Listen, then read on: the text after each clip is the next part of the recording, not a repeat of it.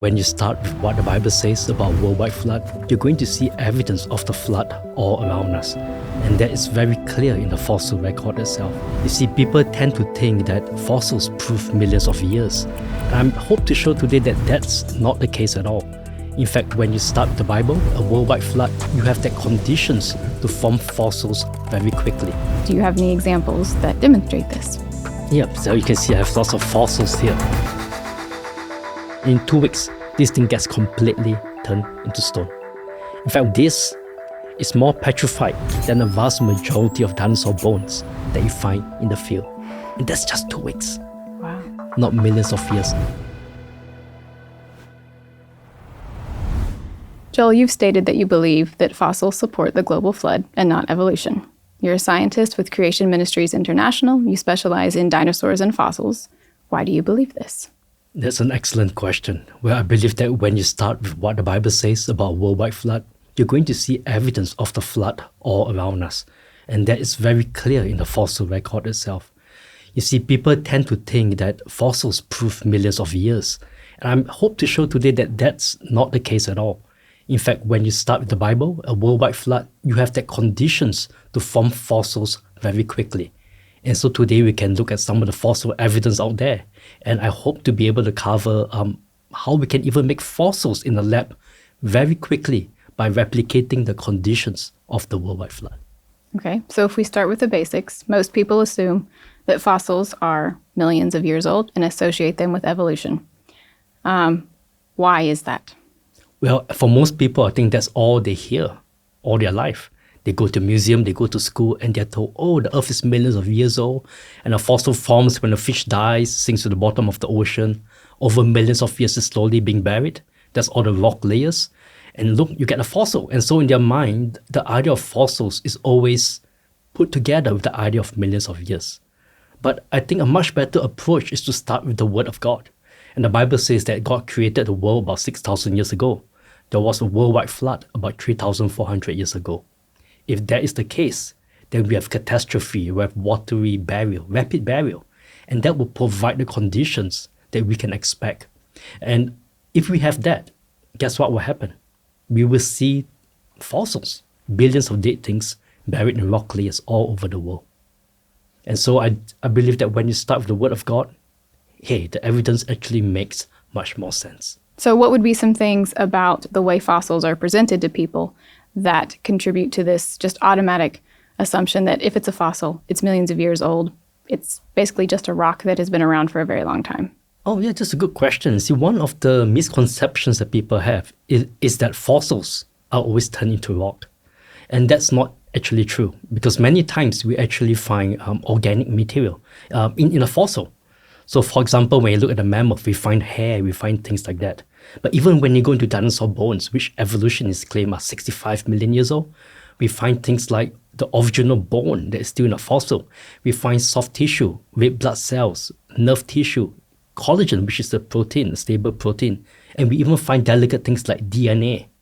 And DNA is unstable, it breaks down quickly. So when we look at these things, it tells you that this cannot be millions of years old. Now, evolutionists say it's millions of years old, but everything we know from science tells us that these things cannot be millions of years old. So a number of years ago, even secular evolutionists, in their own secular paper, they tell us that collagen is a stable protein, all right? And it's actually the most common structural protein in our bodies, and about 20-30% of it is collagen. Collagen is actually found in dinosaur bones. Many papers have talked about that. And the papers show that even under the best preserved condition, even if you freeze it down, the chemical bonds will still break down over time. You can only slow down the decay by so much. And they say that the maximum possible lifespan for collagen, so this is the theoretical limit, 300,000 to 900,000 years max. And all the collagen would be gone. That's not even 1 million years, much less 65 million years old. And yet we find that in dinosaur bones. And that is a number of years back. Well, in fact, just in July this year, we actually have a new publication, and this was in the Creation Research Society. Four researchers presented their paper on collagen decay. And they say that, hey, no, dinosaurs, they didn't live in freezing conditions. If they live in climates like us, like 25 degrees Celsius, that's about 77 degrees Fahrenheit, right? So if dinosaur bones are placed in that, the theoretical limit is that in 10,000 years, only 1% of that collagen will be left. 1%, you get below that, you cannot be detected anymore. So in 10,000 years, we should not be able to detect any collagen. But we find that time and time again in dinosaur bones. Now, when you're an evolutionist, you say, oh, the bones are 65 million years old. That is a huge problem for you because science tells us that these things cannot last that long. And if we want to insist that these bones are millions of years old, you have to be unscientific. You know, many times I go to talks and skeptics, they come along, they say, you creationists, you cannot explain the science. So you say God must have done it, right? They say you have a God of the gaps. Well, in this case, it's the other way around. This is the evolutionist evolution of the gaps, because evolution tells us that these things cannot last for millions of years old. And so if they still want to insist it's millions of years old, you're being unscientific. In fact, we're talking, evolution is actually, over the years, they come up with all kind of ways for how these things can maybe last for millions of years old. Every single one of the explanations to date has been refuted by their own fellow evolutionists. Every single one. Now you're talking about finding organic material in fossils that shouldn't have been allowed to last that long. Yeah, we're talking about collagen, but it's not just collagen, it's organic. But by the way, when I say soft tissue, what I mean is original biomaterial. So not soft body parts and turn to stone, but biomaterial like DNA, protein, and things like that. Now you see, when you start with the word of God, it says that there's a worldwide flood 4,300 years ago. This is exactly what we would expect to see. So would your average person have been told this when they go to a secular museum? Would they have been told, oh, there's all these fossils that have organic material still in them? Is that something that they would have been exposed to just in the normal course of what is mainstream? Most of the time, the answer is no. In fact, many museums you go out there today, they still have the display where fish dies and over millions of years is slowly being buried. And everybody knows that's not true. Because you can't have a fish dying there and not fall apart, right? The bones are scattered about. So when I give my talk on fossils, on PowerPoint, sometimes I like to show this picture of a pig that was freshly killed pig. And they take this pig, scientists put it in deep water, low oxygen water, and then they put a cold water. So we're not expect it to decay very quickly. And then they put a big cage over that and they tie it down so that big fish and sharks will not eat that. See, the researchers just wanted to see what small marine scavengers would do to this pig. And 7 days later, they came back to it. And what we find is that the whole pig is reduced to bones from small marine scavengers, lobsters, shrimps, and things like that. And it's not just broken apart, but the bones are scattered about. This is what we call disarticulated. The bones are scattered about by these marine scavengers, small little things. Yet when we look at the fossil record, we don't just see scattered bones. We see very well preserved fossils where every bone is in its place. That tells you that this is not a fossil that is left in the open for millions of years.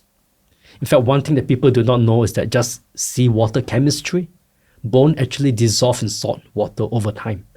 So if you want a well-preserved fossil, you have to bury it very quickly. You can't leave it out there for hundreds of years. It doesn't work that way. In fact, if you look at your table there, you can pass me those two bones that we see over there. So this is an ichthyosaur. This is a marine reptile. It looks something like a reptilian dolphin. But these are huge creatures, you know. And here's an even bigger one, and this is from a plesiosaur. So these are all marine reptiles. This is one of his backbone or tailbone even. So these are marine reptiles? Marine reptiles. Huge creatures. And many times we find them in the fossil record, and every bone is in its correct place, not one or two scattered bones here and there. And one of my favorite one is that when you look at this plesiosaur, that's the one that looks like a reptilian dolphin, we actually find them giving birth. Okay, and in the fossil record, you know, you have that little baby coming out of the birth canal. And that obviously cannot be taking millions of years. But when we see something like that, we know, hey, that's rapid barrier. You need a catastrophe like a worldwide flood that bury everything in its path, so it's forever buried that way. And when you follow the sediments, the flood sediments, sometimes they stretch huge areas, even across entire continents at times. And what's interesting about the plesiosaur in this case is that it's not just one example of one of them giving birth. We actually have quite a few examples of them. We find them in China. We find them in North America. We find them in South America, which is strange, right? I mean, every time you find these fossils, why are they always giving birth? Right? It's not like over millions of years, every time they give birth, they're fossilized. But it makes more sense if maybe this is a time where these creatures are starting to give birth, a time of the year around the world, whether you're in China, you're in the Americas, they're giving birth around this time. And suddenly what you have is a worldwide flood. So no matter where they are around the world, they all get buried around the same time when they are giving birth. So this would be an indication of a very rapid burial process. Rapid burial and a worldwide flood that we're talking about. Okay, so it sounds like there's a lot of different examples of rapid burial and things that could only be explained by a worldwide flood. If you take the example of the organic material that's found in all of these fossils that aren't actually millions of years old. We've talked about how maybe museums don't present this information, but there has to be some way that they are explaining it. What would be your average evolutionary scientist's explanation for the organic material that is found in fossils? Well, there are 5 or 6 major explanations, and every single one of them have been refuted in the literature by their own fellow evolutionists. Now, online, a very popular one is what they call the Fenton reaction or iron preservation model. Could you say that one again? A Fenton reaction or an iron preservation model. Okay. But even this model itself has already been refuted in the scientific literature. So not too long ago, there was an experiment where they actually tried to put bones in water. They put it in an iron-rich solution, which is what is supposed to help. And then they put it in some other solution as well. And it turns out in the whole experiment, the one that was placed in an iron-rich solution was the one that actually degraded the fastest. And the iron-rich solution was supposed to encourage the production of the fossil. Exactly. It broke down even faster than the one that was just placed in plain water.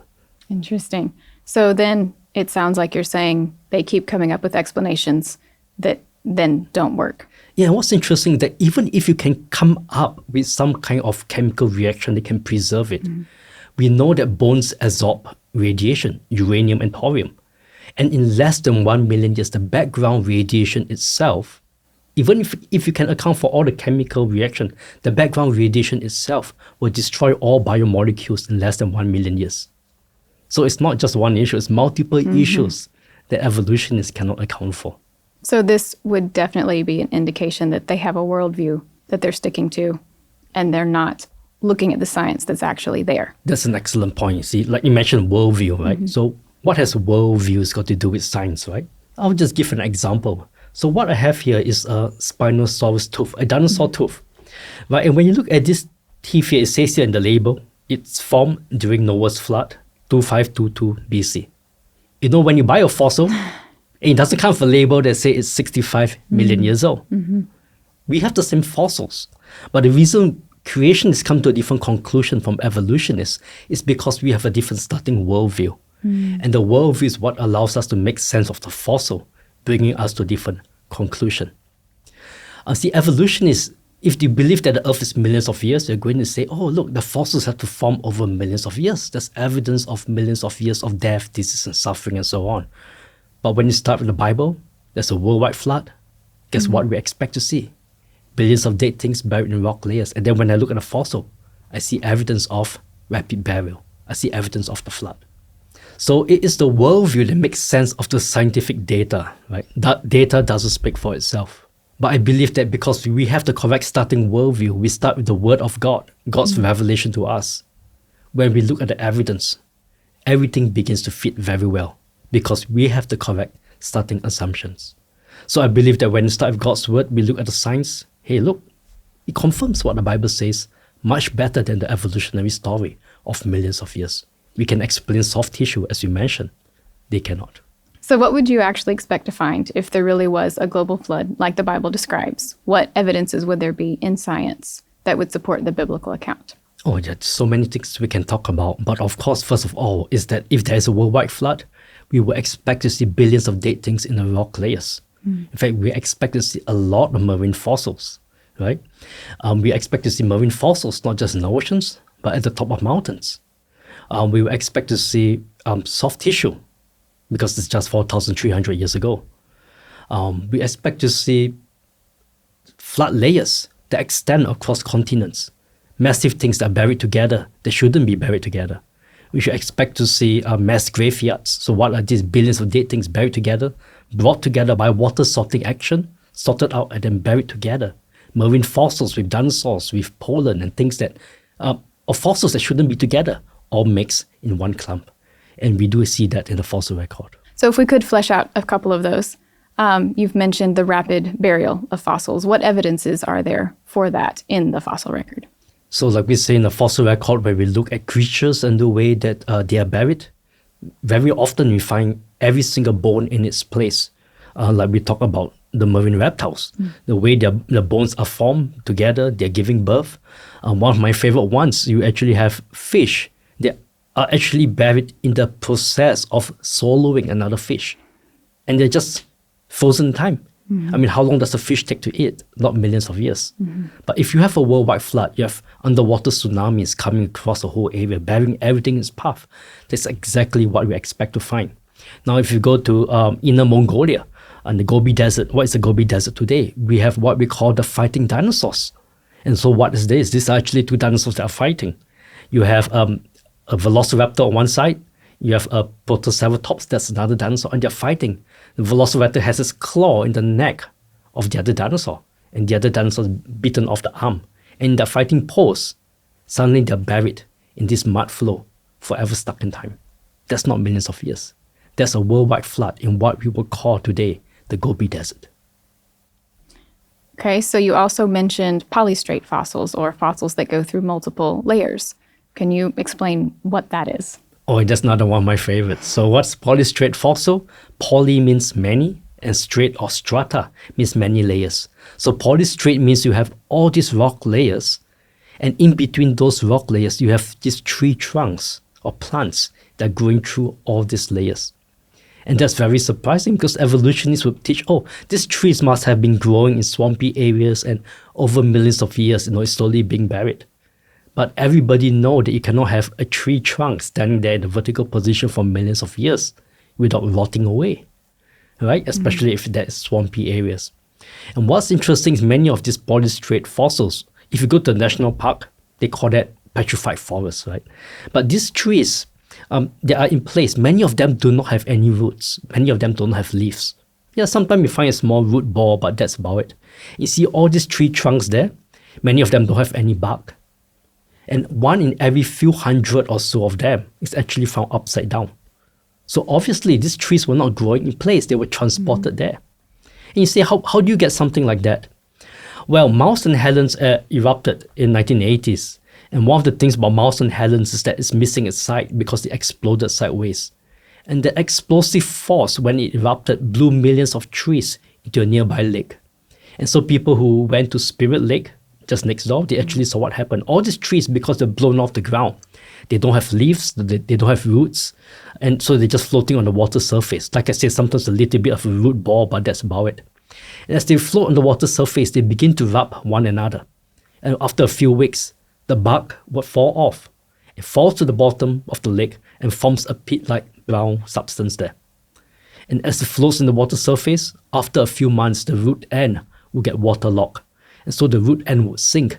And then the tree trunks would start to float in a vertical position. And they're floating because the roots are going the down. Roots get saturated first. So it floats in vertical position.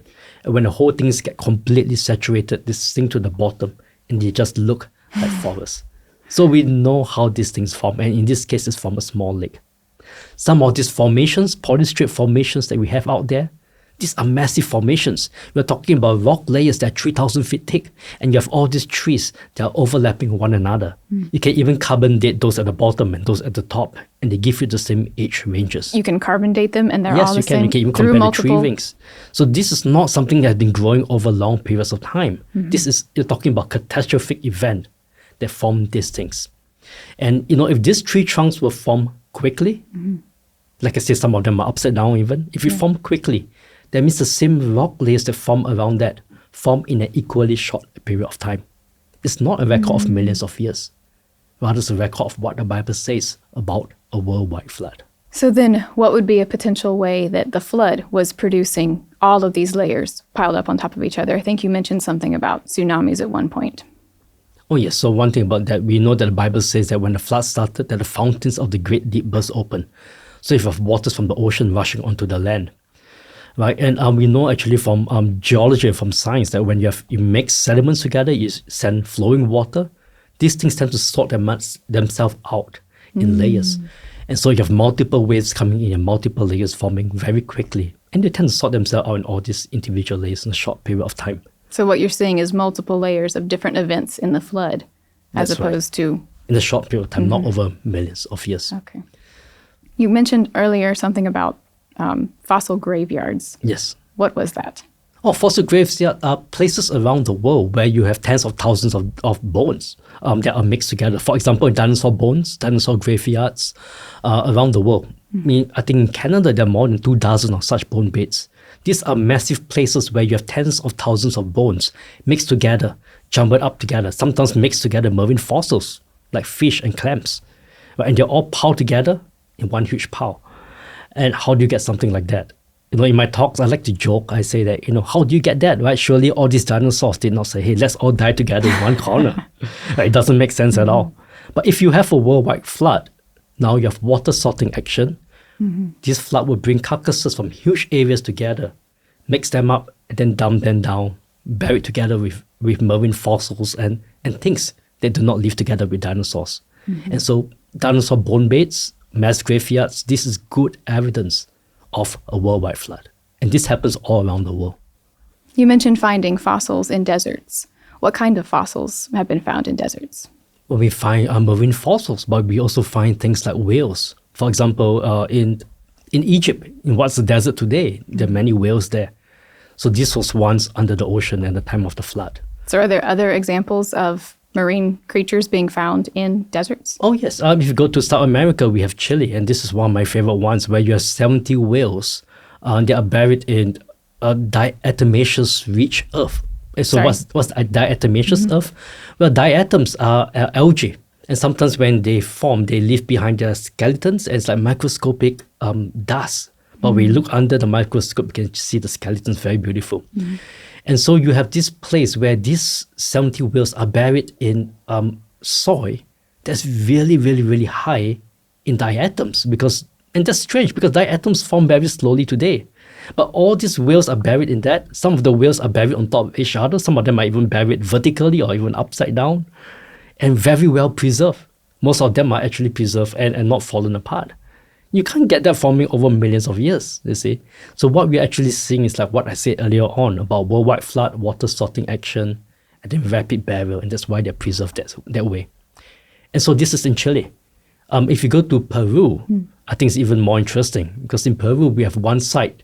I think it's 1.5 square mile, and you're talking about a rock layer that's 80 meters thick. That's 250 feet, right? And what's in there? 346 whales, mostly intact. And they're mixed together with all kinds of fish, with seals, with porpoise as well, so dolphins. And then we find even land creatures like penguins in there, mixed in together, and even ground sloth, all mixed in this huge pile, very well preserved. So these creatures don't live together, but if you have a worldwide flood, I believe that's the only way you can get them forming. So then during the flood, what would be the way that all of those fossils would have been carried into the middle of the land? Well, the Bible says that when the flood started, it said all the fountains of the great deep burst open. So if you have waters from the oceans rushing onto the land. So you imagine worldwide earthquakes, tsunamis, volcanic activities, and there's all these oceans rushing onto the land. So guess what will happen? Huge creatures being buried in its path, underwater tsunamis and things like that. And so I believe that's actually the key to get the fossils that we see. In fact, many of these huge fossils that we mentioned earlier on, if you follow the flood sediments, they stretch across an entire continent. So that's not a local flood. You're talking about a worldwide flood here. We'll get back to the conversation in just a second. But first, thanks so much for tuning in. If you haven't already, hit that subscribe button and turn on notifications. It genuinely helps us keep producing the talk show. Now, back to the interview. Evolutionists often point to the order in the fossil record, with the simple organisms at the bottom and the complex ones at the top. Wouldn't that prove the evolutionary account? Well, to them, it proves the evolutionary account because they assume the evolutionary deep ages. But if you think about it, it's really, there's a general order there, but it supports what the Bible says. And there are many exceptions because of the flood. So when the Bible says that when the fountains of the great deep burst open, so that was when the flood started, what will get buried first? Those that are in the ocean floor. So we find things like trilobites and ocean-dwelling creature. So here I have in my hand, a trilobite is a sea creature, right? And of course, this is in slightly more shallow waters, there's some in deeper waters. But if this is dwelling at the bottom of the ocean, and when the flood starts, what will get buried first? The trilobites, which evolutionists claim is one of the earliest life forms, right? And as the waters go higher, you're going to bury the fish, then the amphibians, and then the reptiles, and at the top you have the mammals and the birds. And that's exactly what we see in the fossil record. So it's mainly a record of the burial of the worldwide flood. It's a burial of ecological zones with many exceptions. Okay, what would be some of those exceptions? Well, exceptions, for example, we keep finding things that according to evolutionists shouldn't be there. So for example, evolutionists used to say that grass did not come to existence until dinosaurs grass did not come to existence until 10 million years after dinosaurs died out. All right? Because they believe when you dig in the fossil record, the deeper you go, further back in time you're going. It turns out that when they look at dinosaur droppings, fossil droppings, we can see what the dinosaur ate. And the dinosaurs were actually eating grass. In fact, we even know that a dinosaur from India was actually eating rice, for example. So that's kind of funny.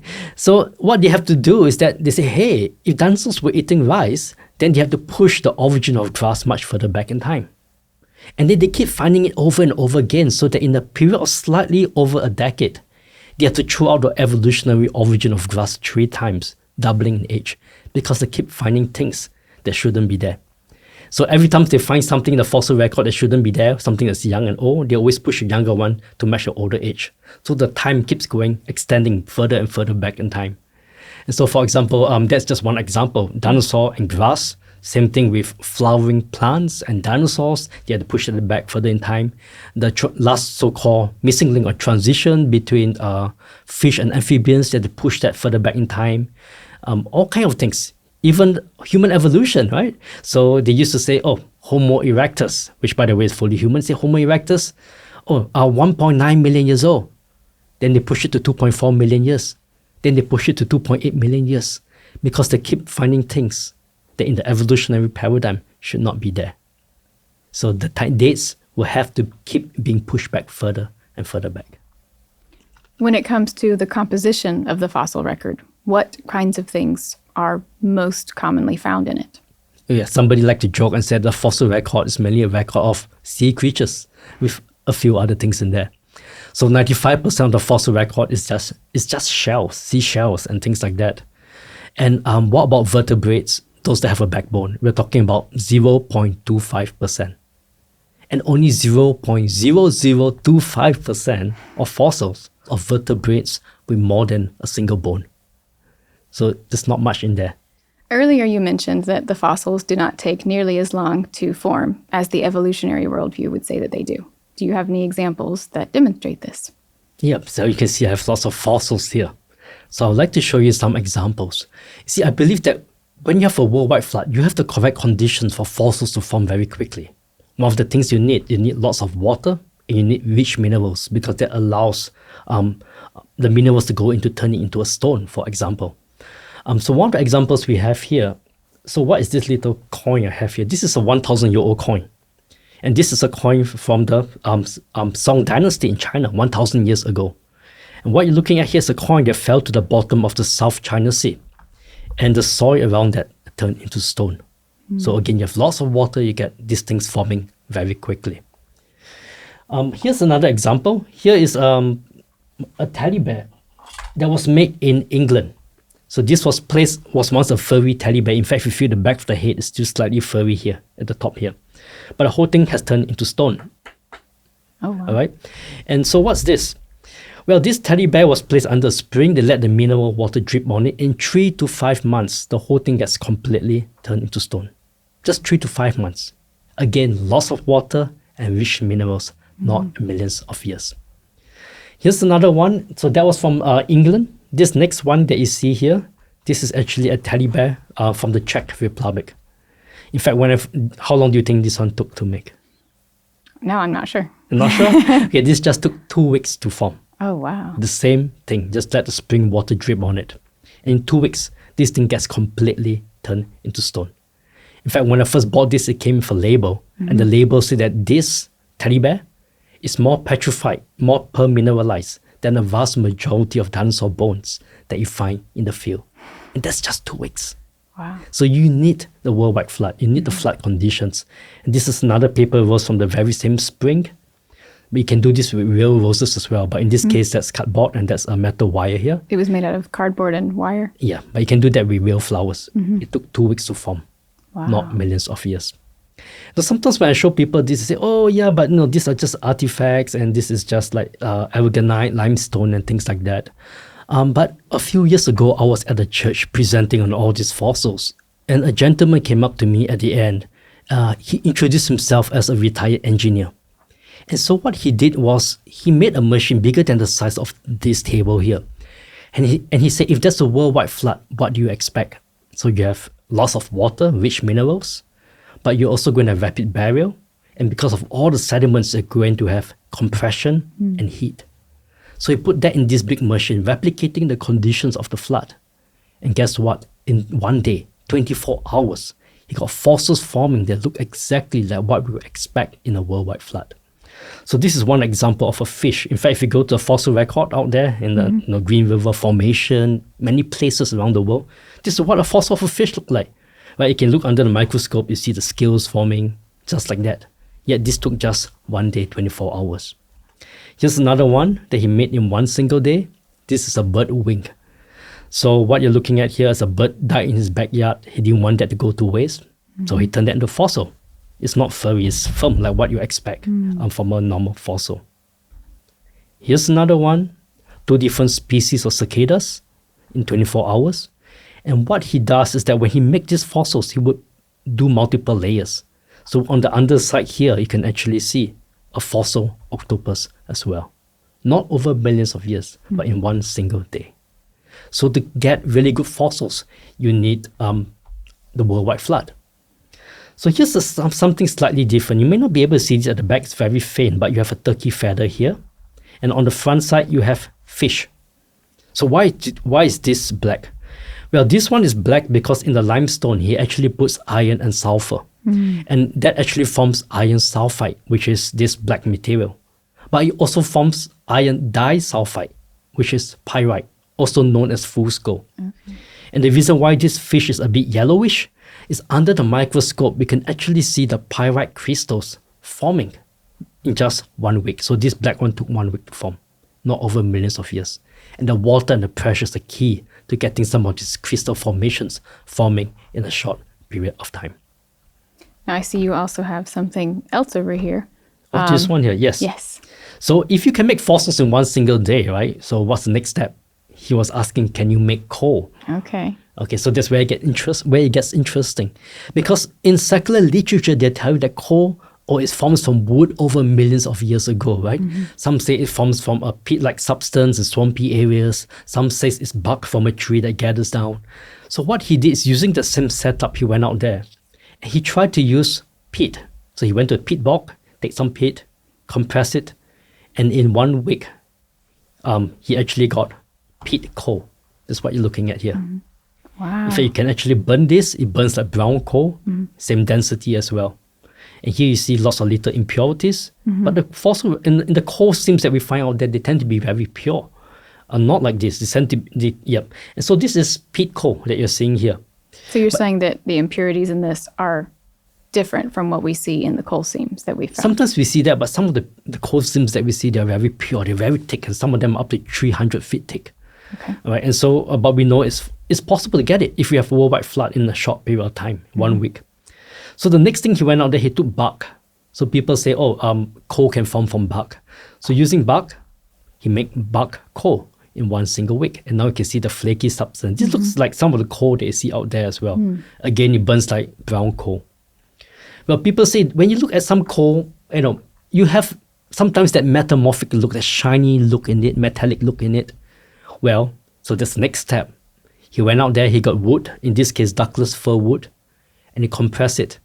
And I'm not sure if you can see that, but just that shine, that metallic shine that's in there, right? And this is coal that was made again with that shine in 1 week. Wow. Not millions of years. If they can send this to a university, they can look at the layering and they'll tell you it looks exactly at the coal that claims 100 million years just next door.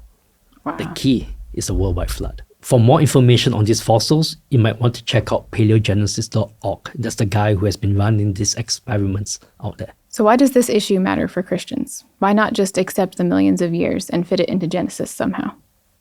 Yeah, because the millions of years is really an interpretation of the rock layers, including the fossils. And what are fossils? Like we mentioned earlier on, the evidence of things that was once alive but now dead. So if you try to put the millions of years into the Bible, you put the fossils into the Bible, what you're saying is that millions of years of death, disease, and suffering came into this world before Adam fell into sin. But the Bible is very clear, Romans 5:12, that it's because of one man that sin entered the world. And that becomes really the foundation of the gospel. If there are mistakes what it says in Genesis, why should you trust the rest of the Bible? At the end of the day, if you have death coming in before sin, you undermine the gospel itself. What would you say to someone who has been taught their whole life that fossils prove evolution in millions of years? Well, I encourage them to think about the evidence more critically. First of all, can you get a fossil forming a well-intact fossil over millions of years? Right? Ask yourself, when you start with the Bible, you start with a worldwide flood, what will you expect to see? I think when you start with that and then you look at the science, then you begin to see that the evidence actually fits the Bible much better. Dinosaur soft tissue, think about it. How can that be millions of years old? Quick fossils, right? The key is not millions of years. The key is a worldwide flood. So when you start with God's word as our foundation, we don't start with the science, we start with God's word. When we use God's word as our worldview, and then we look at the science, everything matches very well. So we've covered a lot of ground today. We've talked about polystrate fossils and quickly formed fossils and whale graveyards. What would you say is the key takeaway that you want our audience to remember about fossils and the flood? Well, the key takeaway I would say is that we need to trust the Word of God. That has to be our foundation. And we don't have to be afraid of the science. You see, friends, if we can trust the Bible when it says what it says in Genesis about the flood and the age of the earth, then we can trust the rest of the Bible. We can trust what it says about the gospel, about future hope and resurrection in Jesus Christ. And the Bible is very clear, right? The same God that sent a flood to judge this world has also provided a way of salvation through Jesus Christ. And maybe you're hearing this for the very first time. If you do not know the Lord, I would encourage you to believe in the gospel that you may be saved too. Joel, thank you so much for being with us today and helping us understand how the fossil record truly does support the biblical account of the global flood. Thank you.